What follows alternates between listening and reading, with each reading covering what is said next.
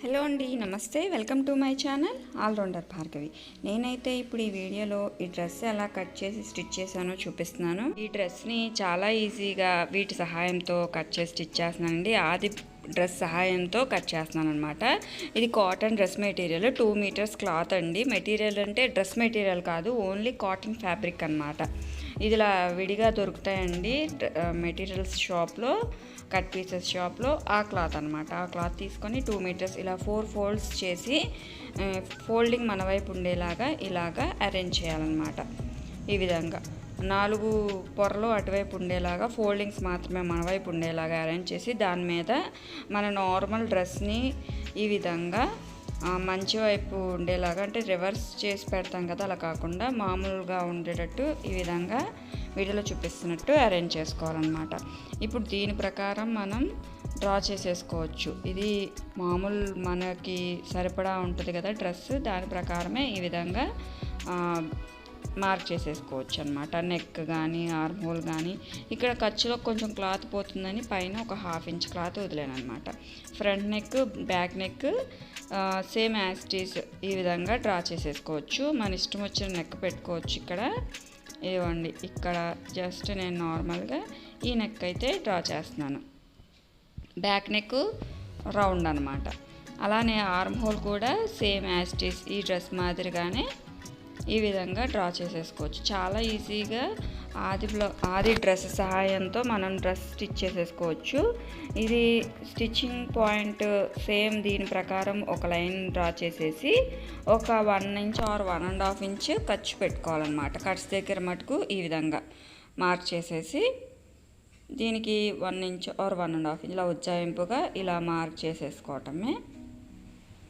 ఇంకా కట్స్ దగ్గర నుంచి సేమ్ యాస్టీస్ దీని ప్రకారమే మార్క్ చేసేసుకోవాలి. కట్స్ యాస్టీస్ మార్క్ చేసేసి ఫోల్డింగ్కి మనం పైన ఎంతైతే ఖర్చు వదులుదామో దాని ప్రకారము మార్క్ చేసేసుకోవడమే. పొడుగున్నా పర్వాలేదండి, కింద ఎలాగో కొంచెం ఫోల్డ్ చేస్తాం కదా, సో నాకు కొంచెం లెంత్ ఉన్నా అయినా పర్వాలేదు, సరిపోతుంది.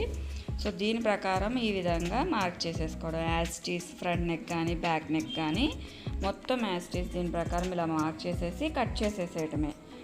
ఫస్ట్ బ్యాక్ నెక్ పైకి ఉంది కాబట్టి పైకి ఉన్న నెక్ కట్ చేసుకోవాలి. తర్వాత 2 పొరలు ఓపెన్ చేసేసాక ఫ్రంట్ నెక్ అలానే ఆర్మ్ హోల్లో లోతు కట్ చేయాలన్నమాట. ఫస్ట్ 2 పొరల మీద ఈ విధంగా ఫస్ట్ కట్ చేసేసేయాలి. ఆర్మ్ హోలు మొత్తం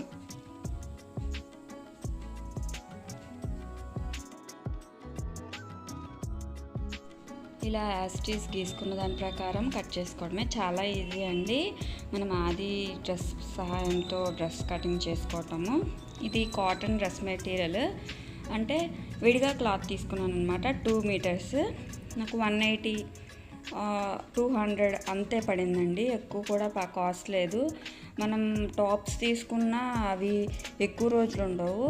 ఇవి మెటీరియల్ కూడా చాలా బాగుందన్నమాట. ఇప్పుడు డ్రెస్ ఫ్రంట్ నెక్ కట్ చేసుకోవటానికి ఇలాగా 2 పొరలు ఓపెన్ చేసేసి ఇదిగోండి సమానంగా వేసుకొని ఫ్రంట్కి ఆర్మ్ హోల్ లోతు తీసుకోవాలి కాబట్టి ఇక్కడ నేను ఒక 1/2 ఇంచ్ ఫ్రంట్ ఆర్మ్ హోల్ లోతు తీసుకున్నాను అనమాట. అలానే ఫ్రంట్ నెక్ కట్ చేసేస్తున్నాను నెక్ డిజైన్ ప్రకారము. తర్వాత ఆర్మ్ హోల్ కూడా కట్ చేసేసుకోవాలి. ఇలా కట్ చేస్తే తిత్తులు అనేది ఉండదన్నమాట. ఫ్రంట్ వైపు చూడటానికి కూడా నీట్గా ఉంటుంది. ఎప్పుడు కూడా బ్లౌజ్కి కానీ డ్రెస్కి కానీ ఫ్రంట్ ఆర్మ్ హోల్స్ కొంచెం డౌన్ ఒక 1/2 ఇంచ్ కట్ చేసుకోవాలన్నమాట. ఇప్పుడు హ్యాండ్స్ కటింగ్ చూద్దామండి. ఈ కటింగ్ అయిపోయింది. ఇప్పుడు చూడండి, నెక్ ఒకసారి చూపిస్తున్నాను. నెక్ ఈ విధంగా అయితే వచ్చిందనమాట. ఇప్పుడు ఇక్కడ క్లాత్ మిగిలింది కదా ఆర్మ్ హోల్స్ దగ్గర, ఇక్కడ ఎక్కువ క్లాత్ ఉంది కదా, దీన్ని ఇక్కడ ఫోల్డింగ్ వైపు హ్యాండ్ ఇది కూడా సేమ్ ఆది ప్రకారమే కట్ చేసేసుకోవచ్చు. సేమ్ యాస్టీస్ ఈ విధంగా మార్క్ చేసేసుకొని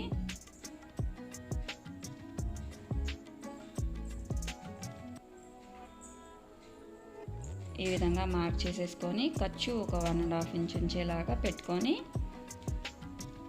గీసేసుకోవటమే. చాలా ఈజీ అండి. అంతే, దీని ప్రకారం కట్ చేసేసుకోవచ్చు. ఇక్కడ కూడా దీని ప్రకారం రౌండ్ గీసేసుకోవచ్చు. అసలు స్టిచ్చింగ్ ఐడియా లేని వాళ్ళు కూడా ఆది డ్రెస్ సహాయంతో చక్కగా డ్రెస్ స్టిచ్ చేసేసుకోవచ్చు. ఇప్పుడు ఇది మార్క్ చేసేసుకున్నాక ఇక్కడ కూడా ఫ్రంట్ వైపు లోతు తీసుకోవాలి, ఒక 1/2 ఇంచ్ వరకు. అంతేనండి, కట్ చేసేసుకోవడమే దీని ప్రకారం. ఇక నేను టేప్ కానీ ఏమీ మెజర్మెంట్స్ యూస్ చేయలేదు. ఆది డ్రెస్తో ఇలా చాలా ఈజీగా డ్రెస్ మార్క్ చేసుకొని కట్ చేసేసేయచ్చు అనమాట. నేను దీనికి లైనింగ్ ఏం వేయట్లేదండి. ఈ కాటన్ క్లాత్ కొంచెం మందంగానే ఉంది. ఇది సమ్మర్ సీజన్ కాబట్టి మనకి తేలిగ్గా కూడా ఉంటుంది. ఇప్పుడు నెక్ స్టిచ్ చేయడానికి ఇలాగా 4 పలకల క్లాత్ని తీసుకొని మన ఫ్రంట్ నెక్కి నెక్ ప్రకారము ఈ క్లాత్ని కట్ చేయకుండా ఈ విధంగా స్టిచ్ చేస్తానన్నమాట. అంటే మంచి వైపు లోపలికి, అంటే 2 వైపు మంచి క్లాత్లు లోపలికి వెళ్తాయి అన్నమాట. ఇదిగోండి, తిరగా మరగా చూసుకొని మంచి క్లాత్ లోపల వైపు ఉండేలాగా అరేంజ్ చేసుకోవాలి. ఈ విధంగా అరేంజ్ చేసుకొని ఫస్ట్ ఇది కూడా మంచి వైపు లోపలికి ఉండాలి. ఇదిగోండి, ఈ విధంగా ఫస్ట్ నెక్ ప్రకారము ఒక స్టిచ్ వేయాలి. అంటే కట్ చేయకుండా ఫస్ట్ ఒక స్టిచ్ వేసేసాం అనుకోండి, తర్వాత కట్ చేయడం ఈజీ కదా. అప్పుడు మనకి నెక్ అటు ఇటు కదలకుండా నీట్గా స్టిచ్చింగ్ కంప్లీట్ అయిపోద్ది అన్నమాట. నెక్ 1 లైన్ క్లాత్, ఒక క్లాత్ కుట్టడం కన్నా ఇది ఈజీ వే అన్నమాట. సేమ్ నెక్ అంత క్లాత్, ఒక 4 పలకల క్లాత్ అడ్జస్ట్ చేసుకొని ఈ విధంగా స్టిచ్ చేయాలన్నమాట. అప్పుడు ఈజీ అన్నమాట. మీకు కావాలంటే ఇక్కడ బక్రం క్లాత్ కూడా వేసుకోవచ్చు. నేనైతే వేయట్లేదు. ఇది just normal daily wear dress కాబట్టి నేను ఈ విధంగా ఈజీగా స్టిచ్ చేసేస్తున్నాను అనమాట. ఇప్పుడు నెక్ అనేది కట్ చేయాలి. ఇది నెక్ క్లాత్ ఇప్పుడు కట్ చేస్తున్నాను. నేను బ్లౌజులకి ఇలాగే స్టిచ్ చేస్తానండి. లైనింగ్ అయితే పర్ఫెక్ట్గా స్టిచ్ చేస్తాను. లైనింగ్ పర్ఫెక్ట్గా కట్ చేసి మెయిన్ ఫ్యాబ్రిక్ వదిలేస్తాను. అప్పుడు 2 జాయింట్ చేసేసిన తర్వాత మెయిన్ ఫ్యాబ్రిక్ కట్ చేస్తాను. ఇక్కడ రివర్స్ అనమాట. మెయిన్ డ్రెస్ క్లాత్ ఏమో కట్ చేశాను నెక్ ప్రకారము. అటాచ్ చేసే క్లాత్ వచ్చేసి క్లాత్ ఉంచేసేసి కుట్టేసినాక నెక్ అనేది కట్ చేశాను అనమాట. ఇలాగ లోపల వైపు చిన్నగా కట్ చేసుకొని ఇప్పుడు మంచి వైపు లోపల వైపు ఉంది కదా, దీన్ని ఇప్పుడు రివర్స్ చేసేస్తే క్లాత్ అనేది అటువైపుకి వెళ్ళిపోతుంది అనమాట. ఇదిగోండి, ఈ విధంగా లోపలికి వెళ్ళిపోతుంది. ఇదిగోండి, ఈ విధంగా లోపల వైపుకి ఫోల్డ్ చేసేస్తే నెక్ అనేది నీట్గా స్టిచ్ వచ్చేస్తుంది అనమాట. అంటే మనం ఎలా అయితే కట్ చేసామో అలాగా వచ్చేస్తుంది నీట్గా. దీని మీద చివరికి ఒక స్టిచ్ వేసుకోవాలి, లేకపోతే డబల్ స్టిచ్ అన్నా వేసుకోవచ్చు. ఇలా నీట్గా పెట్టేసుకొని దీని మీద ఒక స్టిచ్ వేసేస్తే కంప్లీట్ అయిపోతుంది నెక్ స్టిచ్చింగ్.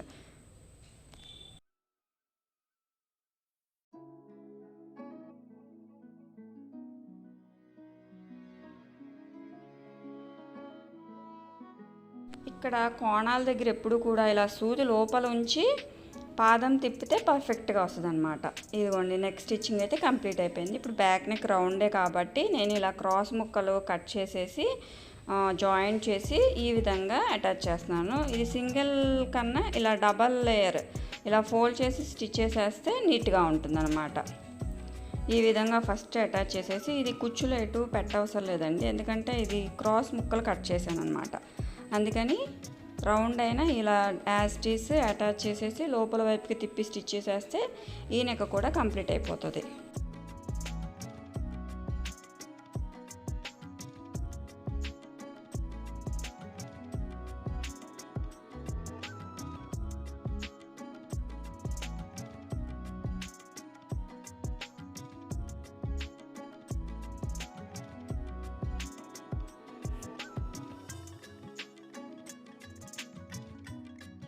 ఇది రౌండ్ నెక్ కాబట్టి ఇక్కడ కూడా లోపల వైపు చిన్నగా కట్స్ పెట్టుకొని ఇది లోపలికి వెనక వైపుకి తిప్పేసేసి స్టిచ్ చేసేస్తే నెక్ నీట్గా వచ్చేస్తుంది. మీరు ఫస్ట్ స్టిచ్ చేసే వాళ్ళైతే ఇలా ఫ్రంట్ నెక్ కూడా స్టిచ్ చేయొచ్చు. కాకపోతే ఫ్రంట్ నెక్ కొంచెం ఏదో ఒక నెక్ డీప్ ఉండాలన్నమాట. అయితే బ్యాక్ నెక్ అన్నా ఉండాలి, లేకపోతే ఫ్రంట్ నెక్ అన్నా డీప్ ఉంటే మీకు ఉక్సులు లేకపోతే బటన్స్ జిప్ అట్లాంటివి ఏం పెట్టుకోని అవసరం లేదు, డైరెక్ట్ పైనుంచి చేసేసుకోవచ్చు. ఇప్పుడు నెక్స్ట్ 2 కంప్లీట్గా స్టిచ్చింగ్ కంప్లీట్ అయిపోయింది కాబట్టి షోల్డర్స్ 2 జాయింట్ చేసేస్తున్నాను. డబల్ స్టిచ్ వేసుకోవాలండి షోల్డర్స్ ఎప్పుడు కూడాను. ఇలాగా 2 జాయింట్ చేసేసిన తర్వాత ఇప్పుడు హ్యాండ్స్ అనమాట. హ్యాండ్స్ నేను ఇలాగా ఫోల్డ్ చేసి స్టిచ్ చేసేస్తాను అనమాట. కింద వైపున హ్యాండ్స్ని ఈ విధంగా ఫోల్డ్ చేసి స్టిచ్ చేసేసుకోవాలి. అప్పుడు హ్యాండ్స్ డ్రెస్కి అటాచ్ చేసేసుకోవచ్చు. ఇక్కడ హ్యాండ్స్ జాయింట్ చూపిస్తున్నానండి. ఇక్కడ షోల్డర్ మిడ్ పాయింట్ దగ్గర నుంచి హ్యాండ్స్ ఇలా హాఫ్కి ఫోల్డ్ చేసి ఈ విధంగా ఫస్ట్ హాఫ్ అటాచ్ చేస్తాను. నేను బ్లౌజ్ కన్నా ఇలాగే అటాచ్ చేస్తాను, డ్రెస్కైనా ఇలానే అటాచ్ చేస్తాను. ఎగుడు దిగుడు ఉన్న కరెక్ట్గా అటు ఇటు సరి సమానంగా వస్తుంది అనమాట. ఇక్కడ కొంచెం నాకు కటింగ్ ఒక 1 ఇంచ్ హ్యాండ్ తక్కువైంది, అయినా పర్వాలేదండి, ఎలాగో ఖర్చులో పెట్టుకున్నాం ఎక్సెస్సే, సో అది కాస్త ఖర్చులోకి వెళ్ళిపోతుంది అనమాట. ఇదిగోండి ఈ విధంగా కొంచెం తగ్గింది. అలానే ఇక్కడ తగ్గింది కదండి బ్యాక్ సైడ్, అలానే ఫ్రంట్ సైడ్ కూడా సేమ్ ఇంతే క్లాత్ తగ్గింది. సో ఈ విధంగా హాఫ్